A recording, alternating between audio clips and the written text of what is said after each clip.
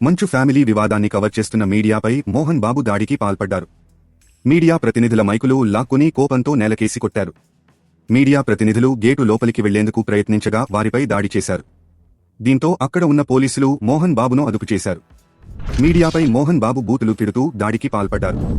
హైదరాబాద్ జల్పల్లిలోని మంచు మోహన్ బాబు ఇంటి వద్ద తీవ్ర ఉద్రిక్తత నెలకొంది. మంచు మనోజ్ను ఇంటి నుంచి వెళ్లిపోవాలని మోహన్ బాబు సూచించడంతో ఆయన తన వస్తువులు తరలించేందుకు 3 భారీ వాహనాలు తీసుకొచ్చారు. ఈ క్రమంలో మనోజ్ దంపతులు మోహన్ బాబు ఇంటికి రాగా సెక్యూరిటీ సిబ్బంది అడ్డుకున్నారు. మనోజ్ వాహనాన్ని గేటు వద్దే నిలిపివేశారు. దీంతో కారు దిగి గేట్లను తోసుకుంటూ మనోజ్ ఇంట్లోకి వెళ్లారు. గేట్లు తోసుకుంటూ లోపలికి వెళ్లిన మనోజ్పై మోహన్ బాబు, ఆయన బౌన్సర్లు దాడి చేశారు. దీంతో ఆయన చిరిగిన చొక్కాతో బయటకు వచ్చారు. ఈ క్రమంలోనే మంచు ఫ్యామిలీ వివాదాన్ని కవర్ చేస్తున్న మీడియాపై మోహన్ బాబు దాడికి పాల్పడ్డారు. మీడియా ప్రతినిధుల మైకులు లాక్కుని కోపంతో నేలకేసి కొట్టారు. మీడియా ప్రతినిధులు గేటు లోపలికి వెళ్లేందుకు ప్రయత్నించగా వారిపై దాడి చేశారు. దీంతో అక్కడ ఉన్న పోలీసులు మోహన్ బాబును అదుపు చేశారు.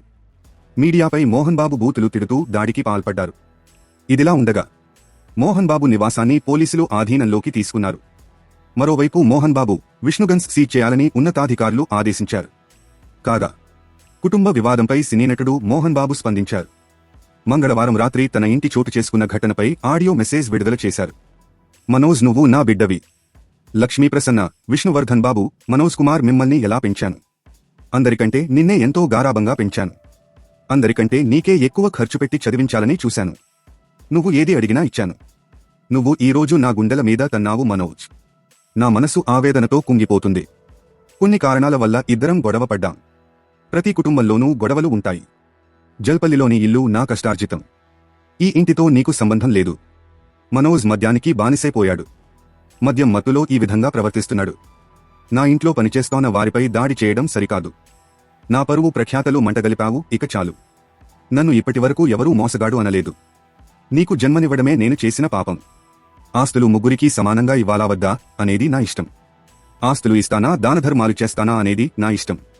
నా ఇంట్లో అడుగుపెట్టే అధికారం నీకు లేదు. మనోజ్, నీ వల్ల మీ అమ్మ ఆసుపత్రి పాలైంది.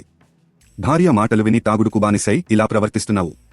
ఇక చాలు, ఇంతటితో ఈ గొడవను ముగిద్దామని మోహన్ బాబు ఆడియో రిలీజ్ చేశారు.